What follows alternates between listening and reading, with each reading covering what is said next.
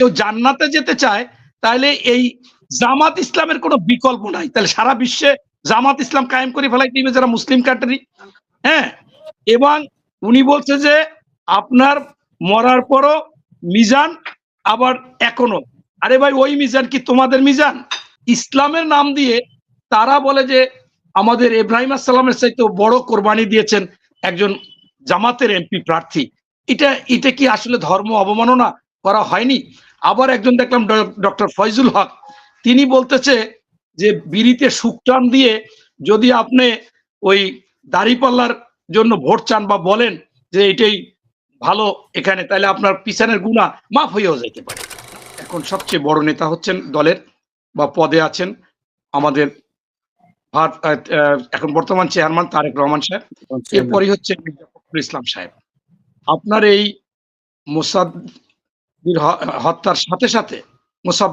হত্যার সাথে কিন্তু আপনার মহাসচিব একই টাইমে বলেছে যে এইটা সামনের যে নির্বাচন, এই হত্যা এটা একটি খুব ঘৃণিত এবং এটা জনমনে আতঙ্ক সৃষ্টি করবে এবং এটা কোনো রকম মেনে নেওয়া যায় না, এর কঠিন বিচার হতে হবে। এটা কিন্তু মহাসচিব মহোদয় বলছেন। এবং আপনার সালাউদ্দিন সাহেব একই টাইমে বলেছেন যে এইটা যারা নির্বাচন নিয়ে ষড়যন্ত্র করতে চাচ্ছে, যারা নির্বাচন বাধাগ্রস্ত করতে চাচ্ছে, তারা এটার সাথে করতেছে, কিন্তু এটা কোনো সমস্যা না, এটা বিচ্ছিন্ন ঘটনা। আমি মনে করি যে এখানে আমাদের মহাসচিব মহোদয় যেটা বলেছেন সেটাই হবে। আমার কথা বা তার নিচের লোককে বেশি এটাকে কাউন্ট করা যাবে না। তাই আমি মনে করি যে উনি সেটা বলেছে এবং কোনো ঘটনাই বিচ্ছিন্ন ঘটনা না। আমি জানাজায় যাওয়ার পরেই আমাকে কয়েকটা টিভি চ্যানেল এবং সামাজিক মাধ্যম সাক্ষাৎকার নিয়েছিল। আমি সেখানে স্পষ্টভাবে বলেছি যে এই নির্বাচনের আগে এই সরকার এবং আইন শৃঙ্খলা বাহিনী তাদের কাছে প্রত্যেকটি অপরাধ, ছোট বড় প্রত্যেকটি অপরাধ খুব কঠিনভাবে এটা নিয়ন্ত্রণ করতে হবে এবং ব্যবস্থা নিতে হবে। এটা সতর্ক থাকতে হবে, সতর্কতার সহিত কাজ করতে হবে। এখন সেইটাই কিন্তু যেভাবেই হোক মহাসচিব সেটা ঠাকুরগাঁয় গিয়েও তার বক্তব্যে সেটা বলেছেন। একটি মোটামুটি তার কিছু লোকের সাথে যখন গণসংযোগ করেছে, তাই আমি মনে করি এটাই যথার্থ, এটাই ঠিক। এবং আইন শৃঙ্খলা বাহিনী আমার কাছে মনে হচ্ছে যে তারা যে কাজটা করতেছে, ইতিমধ্যে আপনারা দেখেছেন এই হাদি হত্যা, এর আগে আমাদের একজন এমপি প্রার্থী চিটাগাং তাকে গুলি করলো, এর আগে আমাদের যুব দলের নেতাকে হত্যা করা হয়েছে এবং এই মোসাব্বিরকে হত্যা। এই কোনো হত্যাই এটা বিচ্ছিন্ন ঘটনা হতে পারে না।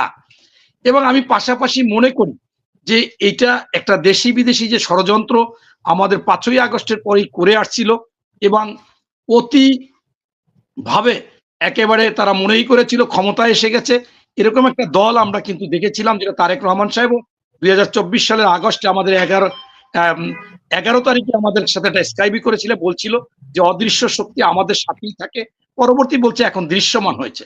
আমরা কিন্তু সেটা কিছু লক্ষণ দেখেছি। এটা যে সালাউদ্দিন সাহেব বলেছে যারা নির্বাচন পিছাতে চায়, এটা কিন্তু আপনি উড়িয়ে দিতে পারেন না। আপনি দেখেন বাউল একজন, সে একটা ইসলামকে নিয়ে কটূক্তি করেছে বা নবীকে নিয়ে কটূক্তি করেছে, তার জন্য অনেক কিছু হয়েছে, মামলা হয়েছে, তার বাড়িঘর করা হয়েছে। আবার মনে করেন এক সময় আওয়ামী লীগের সময় লতিফ সিদ্দিকী কোরবানি নিয়ে কথা বলেছিলেন, তাতে তার অনেক কিছুই করা হয়েছে, আন্দোলন সংগ্রাম করা হয়েছে, তার মন্ত্রিত্ব গেছে। অথচ আজকে আমরা দেখি ইসলামের নাম দিয়ে তারা বলে যে আমাদের ইব্রাহিম আসসালামের চাইতে বড় কোরবানি দিয়েছেন একজন জামাতের এমপি প্রার্থী। এটা কি আসলে ধর্ম অবমাননা করা হয়নি?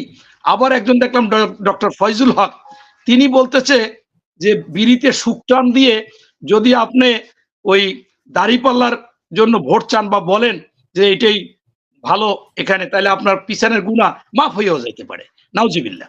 এই যে দুইজন ব্যক্তি বলল, এছাড়া যে আরো জামাতের আমি 100 লোকের ভিডিও আপনাকে দেখাতে পারবো যা ইসলাম বিরোধী আপত্তিকর কথা, এবং একজন ব্যারিস্টার এ তো একের কুলাঙ্গারের মতো জাতা বলে এবং টকশোতে এসে অনেককে গালিগালাজ দেয়, এবং তাকে নিয়ে কি বলে উনি হুঁশ আছে কিনা আমি জানি না। এবং উনি বলছে যে যদি কেউ জান্নাতে যেতে চায় তাহলে এই জামাত ইসলামের কোনো বিকল্প নাই। তাহলে সারা বিশ্বে জামাত ইসলাম কায়েম করে ফেলাই দিবে যারা মুসলিম কান্ট্রি। হ্যাঁ, এবং উনি বলছে যে আপনার মরার পরও মিজান আবার এখনো, আরে ভাই ওই মিজান কি তোমাদের মিজান? তোমাদের মিজান তো অনেকেই, আমি এ পর্যন্ত আমার কাছে ৬২-৬৩ আছে যে বিদেশে থাকে এই মহিলাদের পরকিয়া করে ধরা খাইছে, ধরা খায় নাই কতগুলা। এরপর আবার ওই জামাতের নায়েবে আমির বলে যে ধর্ষণের চাইতে পরকিয়া করা ভালো, লজ্জার ব্যাপার। সি আবার বলে যে একজন প্রার্থী জামালপুরের এবং সে জামাতের সভাপতি বলছে আওয়ামী লীগ নেতারা যারা চলে গেছে তাদের স্ত্রীদের উপর আমাদের হক আছে। এই ধরনের কথাবার্তা, এরা যে পাগলের মতো হয়ে গেছে, জান্নাত বিক্রি করে হিন্দুদের দেয়। আবার বলে কোরআনের, আজকেও বলছে কোরআনের আইন কায়েম করবে। তাইলে এদিকে কৃষ্ণনন্দী বলছে যে বাংলাদেশের মানুষ যারা মরবে, মরার সময় আমার নাম কৃষ্ণ কইয়ে মরতে হইবে। তাহলে কারটা শুনবে? কোরআনের আইনের কথা শুনবে আল্লাহ কইয়ে মরবে না কৃষ্ণ কইয়ে মরবে? আজকে বলছে বড় একটা সবাই, বেশ কিছু লোকজন আমি সেভ করে রাখছি আপনাকে দেখাবার জন্য। এখন এই যে উন্মাদ হয়ে গেছে, ইসলাম মানে না, হিন্দু মুসলিম কোনটা তা আলাদা করতে চায় না, এই সুবিধা নেওয়ার জন্য বাউলদের ধরে মারতে চায়, মামলা দেয়, আন্দোলন করে, কয় কি যেন এটাকে তৌহিদি জনতা, তৌহিদি জনতা। ওনাদের বিরুদ্ধে কোন তৌহিদি জনতা নামে? এটা তো আমি দেখি না। যে হাদি স্পষ্টভাবে বলে গেছে আমি জিয়ার অনুসারী, আমি খালেদা জিয়ার অনুসারী, তারেক রহমান গুণগান গিয়েছে এবং জামাতের নিন্দা করেছে, বলছে স্বাধীনতা সার্বভৌমত্ব রক্ষা করতে গেলে এদের দেওয়া হবে না, এরা এই করতেছে, ইসলাম বিরোধী কাজ করতেছে। অথচ তারা তাকে নিয়ে টানাটানি করতেছে এবং সেইখানে মেয়ে এরা ওইখানে ঘোমটা দিয়ে বিচ্ছিরি ভাষায় মিছিল দিচ্ছে।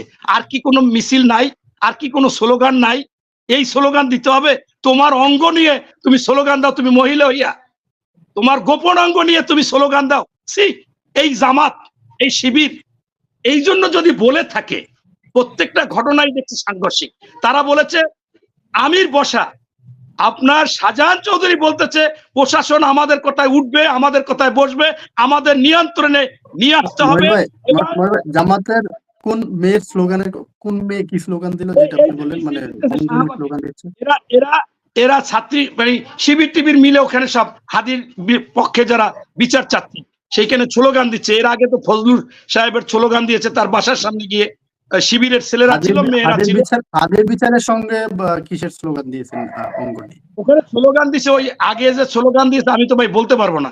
আমার বাসায় আমার সামনে 10-12 জন লোক আছে, আমার মোড়লগঞ্জের লোক। আমি তো স্লোগান আমি তো বললাম যে গোপন অঙ্গ নিয়ে দিয়েছে। আপনার হচ্ছে যে এখন এটা ভাইরাল হয়েছে ভাই, এখন হচ্ছে যে এটা তো আমি দিতে পারবো না।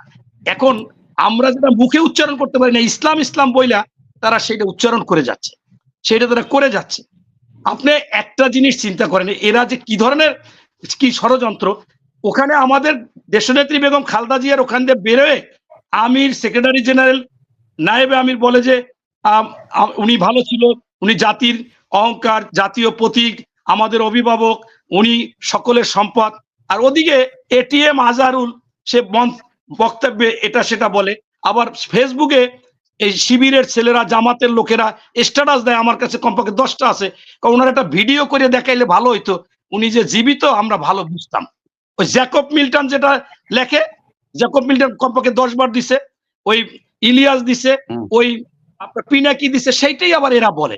তাহলে আপনি এই বড়জন যে বললো, এই জন্য পিনাকি একবার টকশোতে বলেছিল 71-এ যে ওই দলের ছোটগুলা হইলে শিবিরকে বলছিল যে ছোট শয়তান, আর জামাতকে বলছিল বুড়ো শয়তান। এই পিনাকি রঞ্জন, পিনাকি ভট্টাচার্য। এখন যাই হোক, আমি সেই দিকে যেতে চাই না। আমি বলতেছি এই কারণেই সালাউদ্দিন সাহেব বলেছে যে এইটা দিয়ে কিছু করতে পারবো না, তোমরা নির্বাচনকে বানচাল করতে চাও, এই ষড়যন্ত্র টিকবে না। এইগুলো হয়তো বলতে যাই, বলছে এটা বিচ্ছিন্ন ঘটনা, এটা ট্যাকেল দিবে। কিন্তু আমি মনে করি, আমি একজন সাধারণ মানুষ হিসেবে, একজন জুলাই যোদ্ধা হিসেবে মনে করি এই কোনো ঘটনাই বিচ্ছিন্ন ঘটনা না।